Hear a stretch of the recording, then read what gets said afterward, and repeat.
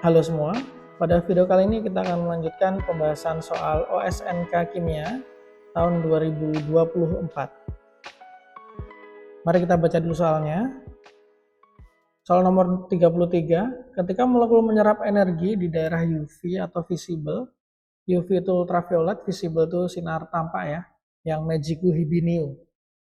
Transisi yang terjadi adalah transisi, ini tipe transisinya ya. Ini terkait dengan materi karakteristik spektroskopi. Jadi spektroskopi itu kan analisa menggunakan gelombang elektromagnetik atau cahaya. Nah, cahaya atau gelombang elektromagnetik itu ada banyak tipenya ya. Ada pertama gamma, sinar gamma, kemudian ada X-ray atau sinar X, kemudian ada lagi UV, ada lagi visible. Visible itu adalah sinar tampak. Sinar tampak itu adalah cahaya yang bisa kita lihat warnanya. Meiji Hibiniu. Nah, ini kalau kita tulis Meiji Hibiniu. Merah, jingga, kuning, hijau, biru, nila, ungu. Kalau digabung semuanya jadi putih, nah itu ya. Terus habis itu ada lagi IR atau infrared atau inframerah. Ada lagi gelombang mikro, radio, dan seterusnya. Radio, mikro, radar, dan seterusnya, gitu ya. Nah, karakteristik dari gelombang elektromagnetik ini yang membedakan adalah panjang gelombangnya. Ini dari urutan yang saya tulis, semakin ke kanan itu panjang gelombang semakin besar. Sebaliknya, kalau panjang gelombang semakin besar, energinya semakin rendah. Nah, gitu ya. Nah, sekarang kita kembali ke tipe-tipe transisi. Kalau vibrasi itu bergetar, rotasi itu berputar pada sumbunya. Vibrasi dan rotasi ini biasanya gelombang elektromagnetik atau cahaya yang diserap itu sekitar panjang gelombang IR. Sementara kalau misalnya transisi elektronik itu contohnya kayak pindah orbital ya. Pindah orbital, eksitasi elektron pindah orbital. Nah, ini biasanya UV, ultraviolet atau sinar tampak, UV vis. Makanya contohnya kalau misalnya ada analisa jumlah zat atau konsentrasi zat yang berwarna gitu ya. Ini pakainya adalah sinar UV atau sinar visible, sinar tampak. Nah, itu yang terjadi adalah transisi elektronik. Kemudian translasi dan hamburan. Hamburan itu kayak efek Compton ya atau Raman spektroskopi. Kemudian ada translasi. Nah, ini biasanya di panjang gelombang yang lebih panjang dari IR ya. Lebih panjang dari IR itu bisa gelombang mikro, radio atau radar gitu ya.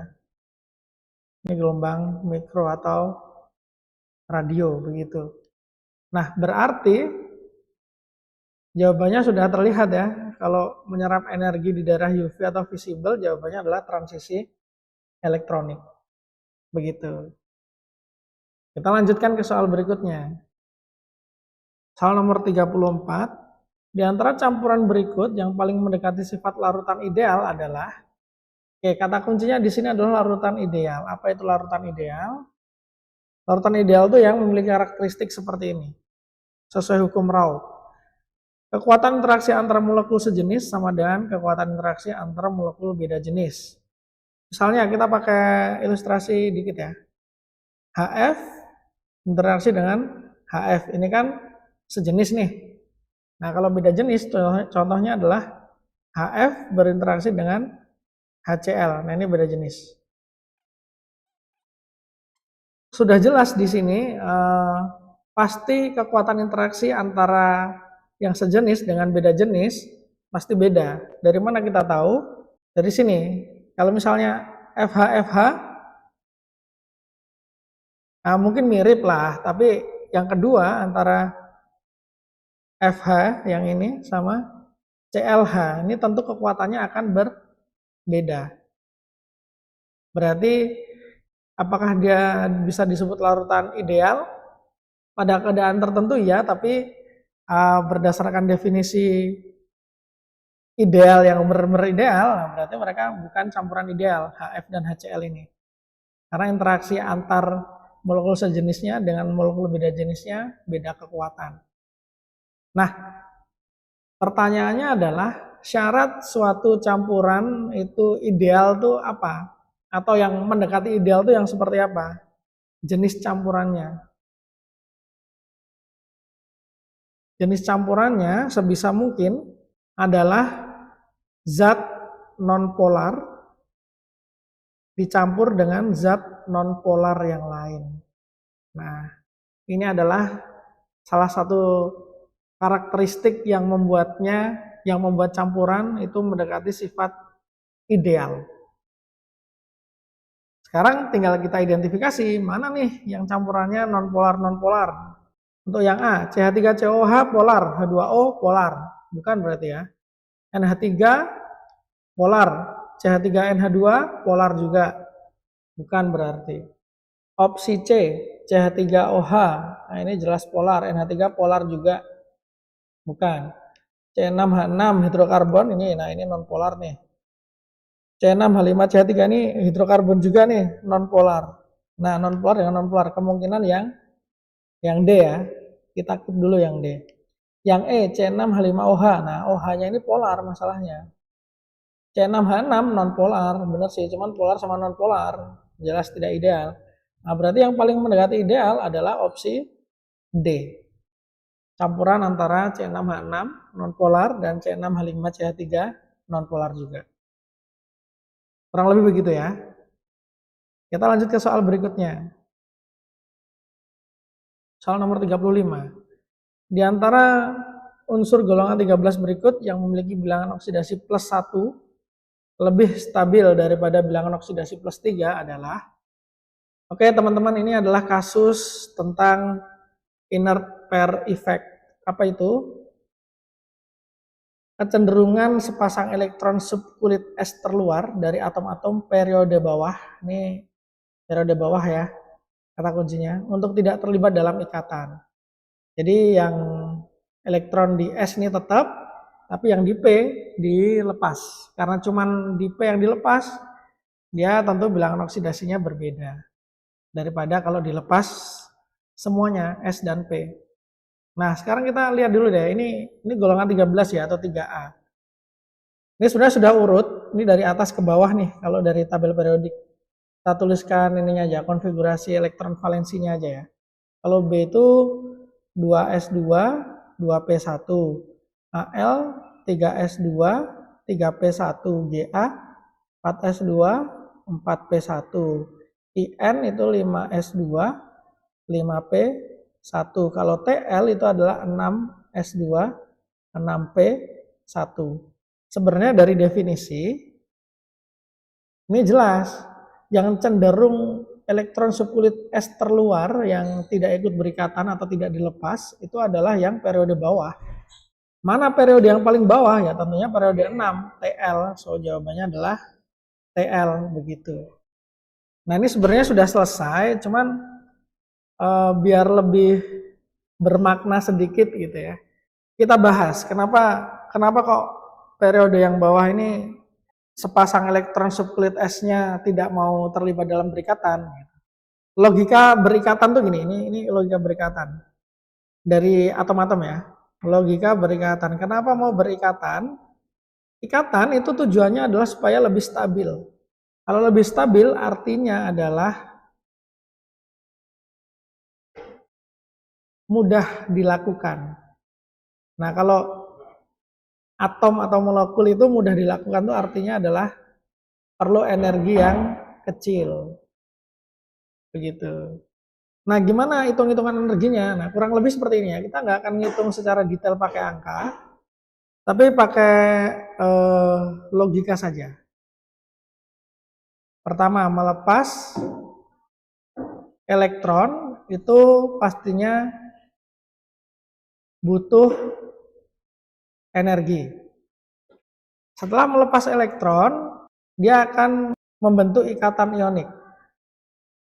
Atau membentuk ikatan gitu aja, membentuk ikatan. Membentuk ikatan itu artinya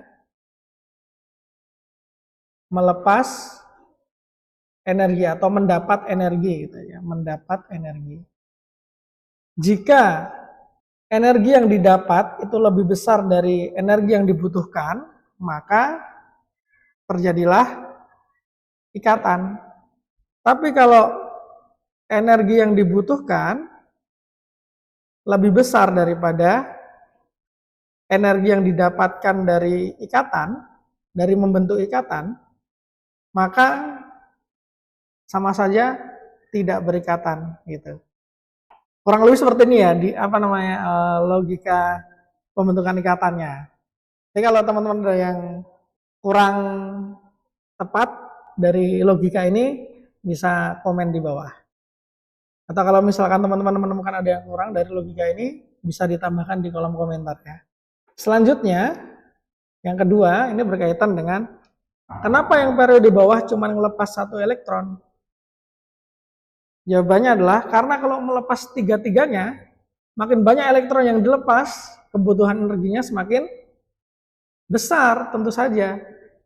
Ketika dia membentuk ikatan, oh ternyata energi yang didapatkan itu kurang dari energi buat melepas ketiga elektron tadi, makanya dia memutuskan untuk tidak berikatan. Akhirnya, ya udah yang dipakai berikatan 1 elektron saja yang di 6P ini, begitu. Nah, kalau alasannya apa yang membedakan periode 6 dengan periode di atasnya? Itu ada beberapa teori ya. Teori mungkin yang mau saya pakai di sini adalah teori relativitas khusus.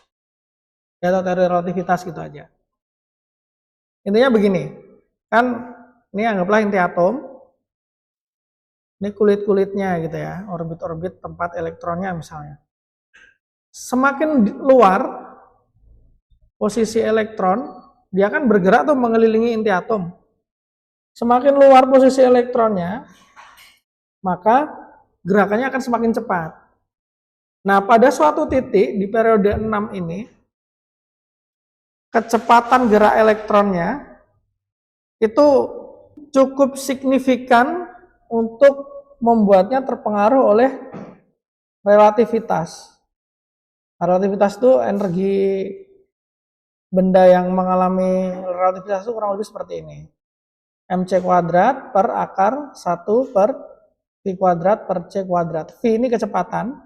Nah, kalau kecepatannya makin besar, maka energinya akan jauh lebih naik, lebih besar. Sehingga untuk melepasnya, perlu energi yang jauh lebih besar. Maka dari itu, alih-alih melepaskan elektron di 6P dan 6S, TL ini melepas di 6P saja. Karena untuk melepasnya saja, dia kena efek relativitas. Perlu energi yang sangat besar begitu. Nah, efek relativitas ini tidak terlalu berpengaruh untuk periode yang di atasnya. Maka dari itu, TL, khusus buat TL ini, periode 6 ini, dia hanya melepas 1 elektron saja. Sehingga bilangan oksidasi plus 1, melepas 1 elektron, dia lebih stabil daripada kalau melepas 3 elektron. Gitu ya kurang lebih penjelasannya. Semoga bisa dimengerti. Baik, sudah 3 soal pada video pembahasan kali ini. Mungkin itu saja untuk video kali ini. Thank you sudah menonton. See you on the next video. Dah.